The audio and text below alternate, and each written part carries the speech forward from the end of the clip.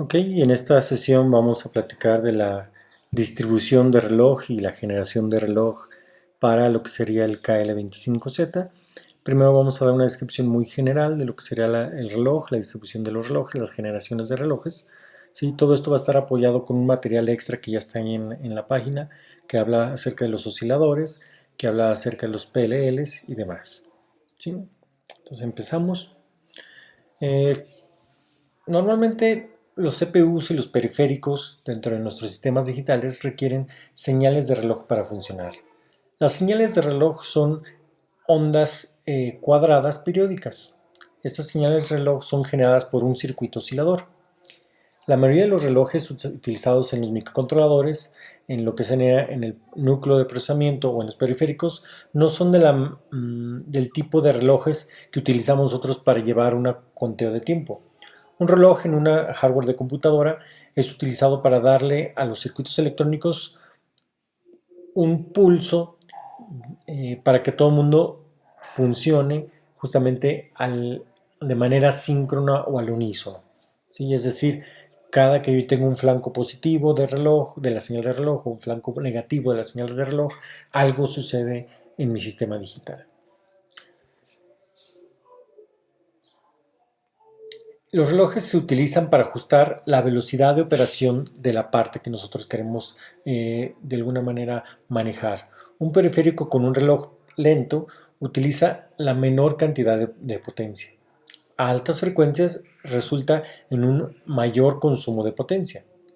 Cuando tú intentas que tus dispositivos o tus gadgets funcionen, lo último que tú quieres pensar es cómo configurar los relojes. Pero si tú tienes la configuración de reloj errónea, tú vas a pagar con un sistema que nunca va a querer trabajar, ¿sí? Y se va a resistir a trabajar de manera correcta. Okay. Las siguientes figuras nos dan otra perspectiva de cómo algunos componentes se relacionan con una arquitectura de reloj. Normalmente tenemos osciladores al inicio, ¿sí? Tenemos osciladores o la fuente de reloj, tenemos una unidad de manejo de relojes y periféricos o núcleos de procesamiento. Todos los relojes dentro de la unidad de microcontrolador son de forma digital y son controlados por una unidad de manejo de reloj. Y usualmente se generan en osciladores analógicos. Tenemos dos tipos principales de osciladores analógicos. Los que son basados en cristal de cuarzo y los que son basados en las redes de resistencias y capacitores. Los osciladores de cristal basados en cristal de cuarzo deben estar instalados en un circuito, en una tarjeta de circuito integrado a lo largo, conjuntamente con dos capacitores antes de entrar al microcontrolador en un par de pines. La frecuencia de resonancia del oscilador de cristal es fija y debe ser escogida cuando se ensambla la tarjeta.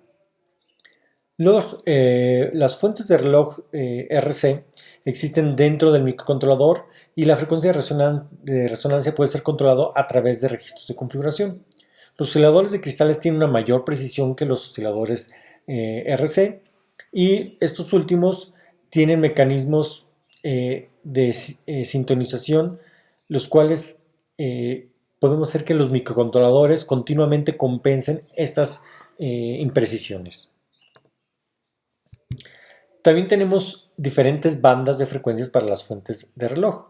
Tenemos una banda de baja frecuencia a 32.768 kHz, donde tenemos fuentes de osciladores de cristal de baja frecuencia, fuentes de osciladores RC de baja frecuencia. Tenemos una banda de alta frecuencia que va del rango o del intervalo del 1 a 32 MHz.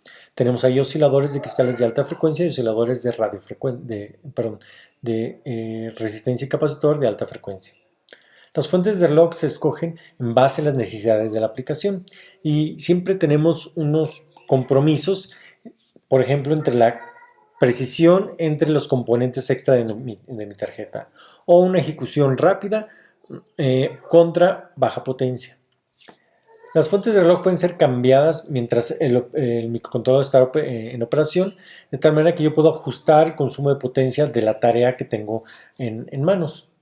Los osciladores RC de alta frecuencia tiene un tiempo de despertar, de operación alto, y por lo tanto son las fuentes de default para arrancar un microcontrolador desde reset. Una vez que tú escogiste la fuente de reloj, los relojes digitales que son generados de estas fuentes tienen que ajustar la frecuencia de operación y enrutarla a través de un multiplexor de relojes. Estos se controlan vía registros de configuración dentro del microcontrolador. Una vez que el reloj se enrutó o se conecta hacia un periférico, es posible escalar la velocidad del reloj hacia arriba o hacia abajo. Es decir, nosotros no podemos multiplicar la fuente de reloj para crear una fuente de reloj mucho más rápido, pero sí podemos generar una fuente más lenta, ¿sí? Utilizando lo que se conoce como un preescalador o un divisor de relojes. La configuración de un preescalador es posible, la configuración de un preescalador de 1 es posible si queremos utilizar la frecuencia más alta. Límites más altos de una división de reloj, es decir, producir el reloj de operación el más lento posible, se describe normalmente en los manuales de referencias de tus microcontroladores. Los relojes digitales pueden ellos mismos ser fuentes de entrada de reloj hacia otros periféricos dentro de mi diseño. ¿Cómo se distribuye el reloj en lo que sería el KL25Z? Bueno, normalmente tenemos que el núcleo Cortex M0+ tiene una plataforma síncrona donde los procesadores y los maestros del bus, como flash, relojes de los periféricos, pueden ser configurados de manera independiente.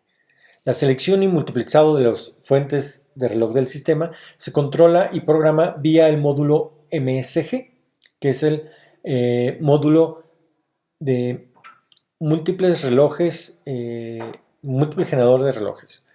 La configuración de los divisores de reloj y las compuertas de reloj o los módulos de compuerta de reloj del sistema se programan vía el módulo SIM, ¿sí?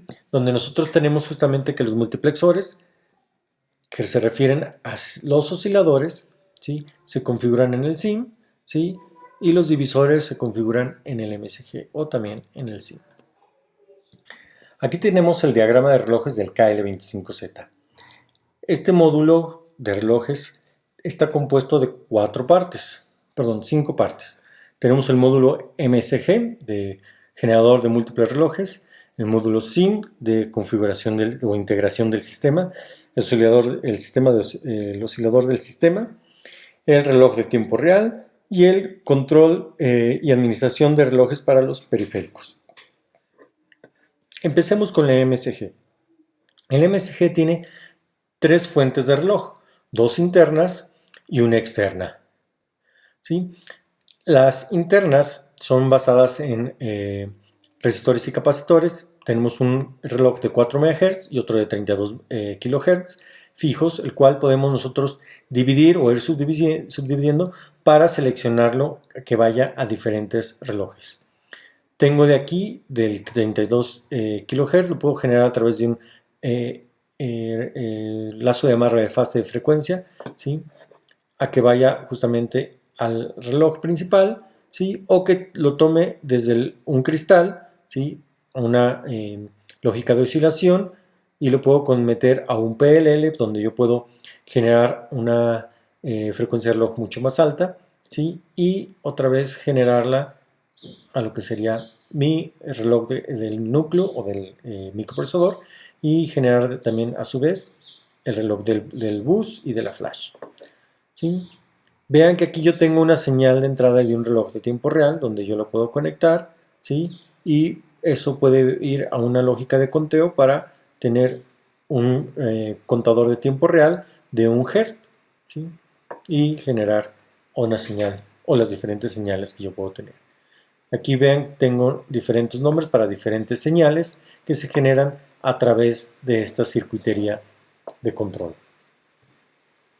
Entonces, bueno, ¿qué son estos nombres? Bueno, el core clock viene siendo el reloj del núcleo, viene siendo el MC out clock dividido por out div, ¿sí? Este es el reloj que alimenta mi Cortex M0 más del ARM, o el núcleo de procesamiento.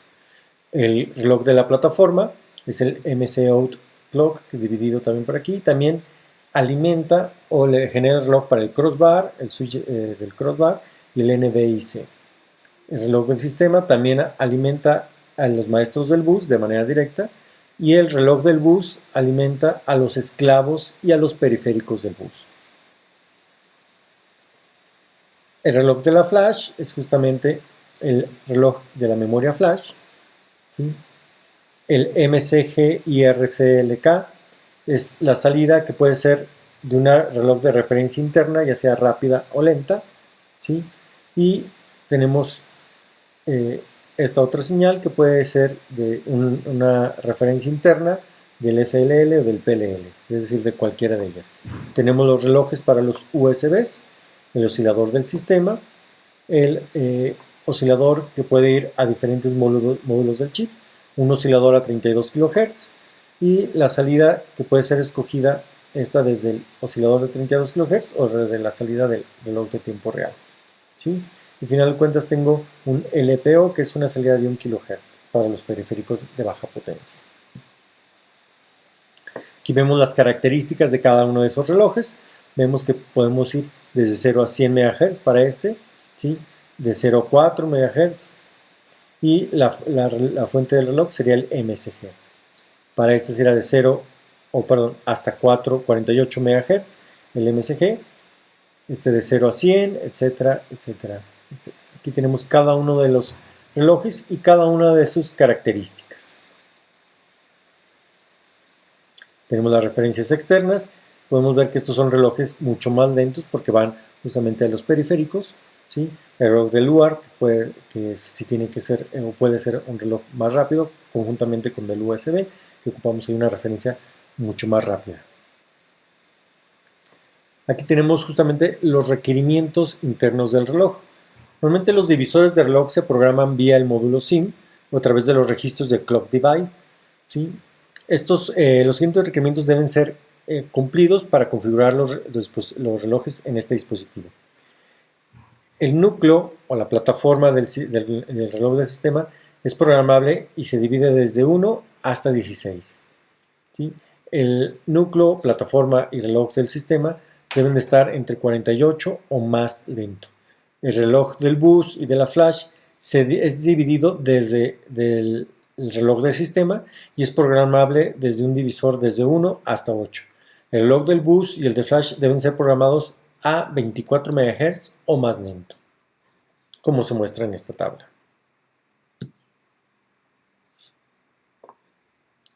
Aquí tenemos otra vez los módulos, los relojes que utiliza cada módulo, ¿sí? Los relojes internos que puede utilizar y la interfase de entrada y salida de reloj que se utiliza. Por ejemplo, para el debugueo utilizamos el reloj del SWD. Aquí tenemos la parte de los ADC, los convertidores.